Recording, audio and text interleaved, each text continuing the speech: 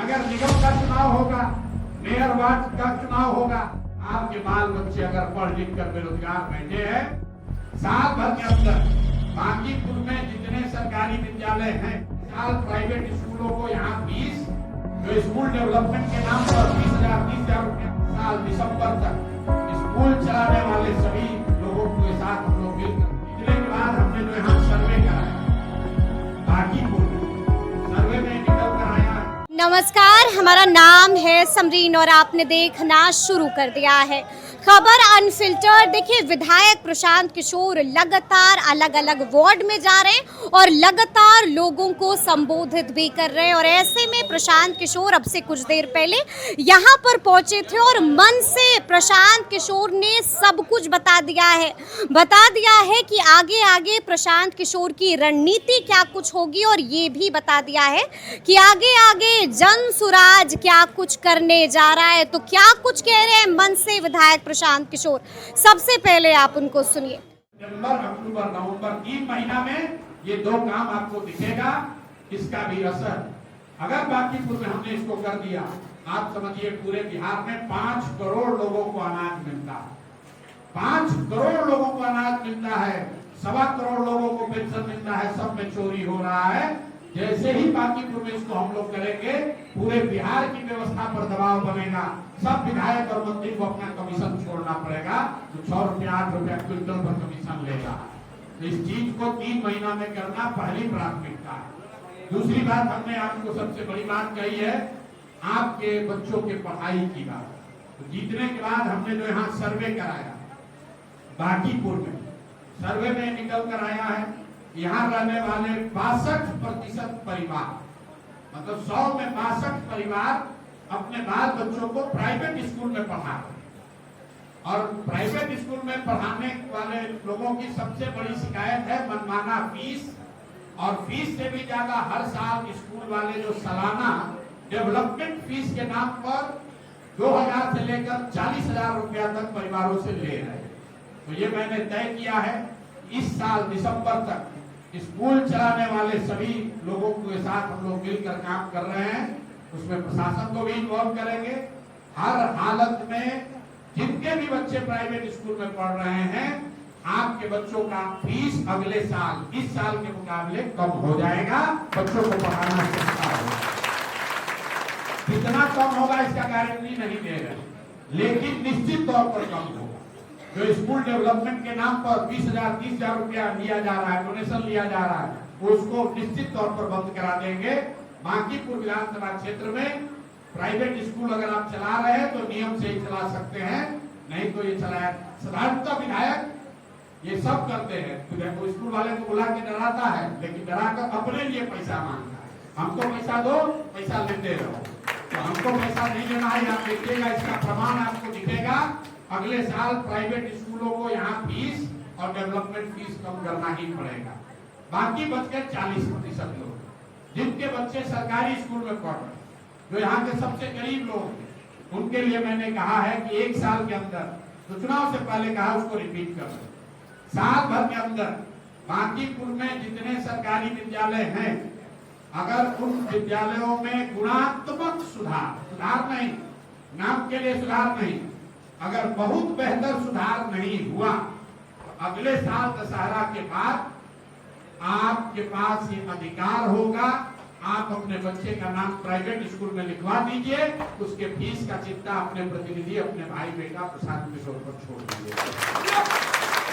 हर हालत में अगले 1 साल में बांकीपुर में पढ़ाई की व्यवस्था को बेहतर बनाकर आपको दिखाएंगे। एक बात जो हमने वादा नहीं किया था, वो नौकरी का, हमने नौकरी का वादा नहीं किया था, लेकिन आपने जितना हमने समझा था उससे ज्यादा हम पर भरोसा जताया है।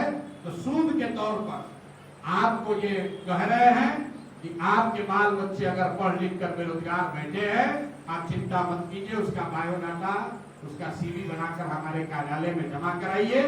3 महीने के अंदर जब आप सीवी जमा कराएंगे, 3 महीना के अंदर योग्यता के हिसाब से उसको कोई न कोई प्राइवेट नौकरी का व्यवस्था जरूर करा देगा। मेरा लक्ष्य है कि बांकीपुर में 50,000 के करीब 50,000 परिवार रहते हैं।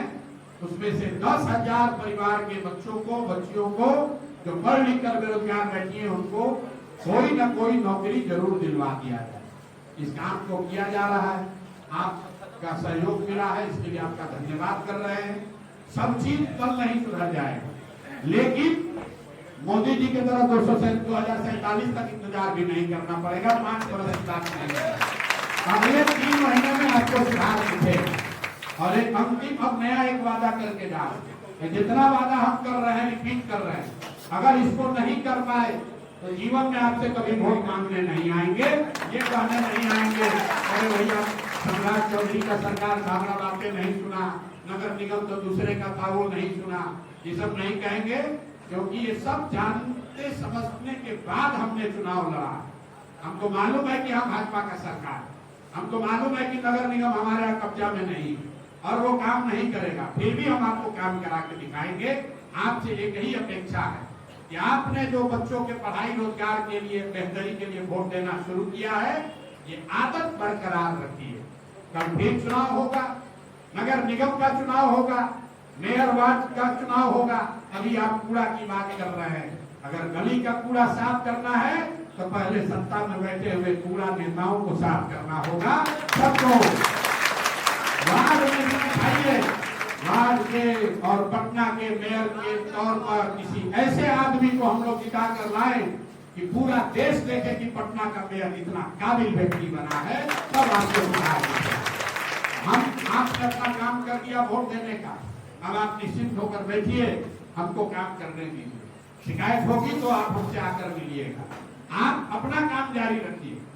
आपका काम यह है कि जब वोट हो, चाहे वार्ड का वोट हो या प्राइम मिनिस्टर का वोट हो, जाति धर्म पर वोट नहीं देना है, पैसा पर वोट नहीं बेचना है, पैसा बटे तो लेना है, लेकिन वोट अपने बच्चों के लिए देना है। आपने जो प्रयोग किया, ये लड़ाई की शुरुआत है, इसी से बिहार सुधरेगा।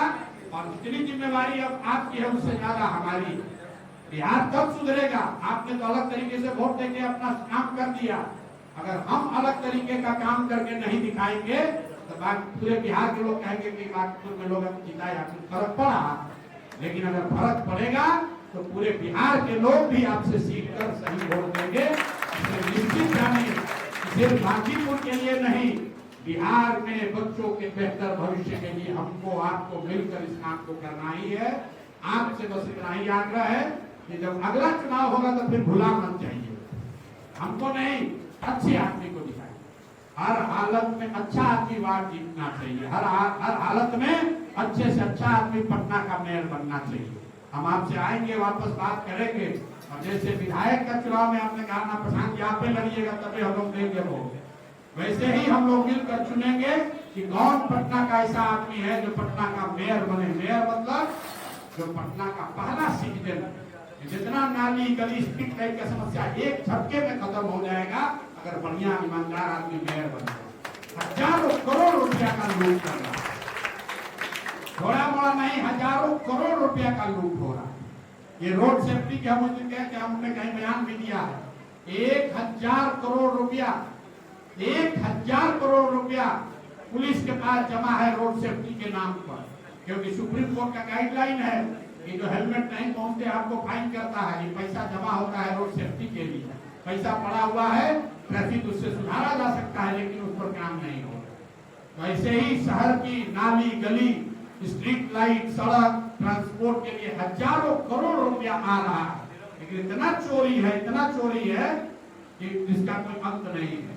आपने वोट दे दिया, हमको काम करने दीजिए, अगला बार जब वोट होगा ईमानदारी से वोट दीजिएगा, अपने आप आपके यहाँ सुधार होगा। बहुत बहुत तो सुना आपने कि प्रशांत किशोर ने सब कुछ क्लियर कर दिया है, बता दिया है कि अब प्रशांत किशोर का अगला कदम क्या कुछ होने जा रहा है, बता दिया है कि अब प्रशांत किशोर क्या कुछ करने जा रहे हैं और क्या करने वाला है जनसुराज, इसका भी तस्करा उन्होंने मंच से ही कर दिया है। तो अब देखना होगा कि आगे आगे क्या कुछ होता है। तो फिर ये पूरी जानकारी, ये पूरा वीडियो आपको कैसा लगा है, कमेंट करके हमें ज़रूर बताइएगा। तो ऐसे तमाम तमाम अपडेट्स के लिए बिल्कुल ऐसे ही हमारे साथ बने रहिएगा और देखते रहिएगा खबर अनफिल्टर्ड। यदि अब तक आपने हमारे चैनल को सब्सक्राइब नहीं किया है तो फिर झटपट कर दीजिएगा और फेसबुक पर भी हमें फॉलो करना हरगिज़ नहीं भूलिएगा। बहुत शुक्रिया आपका।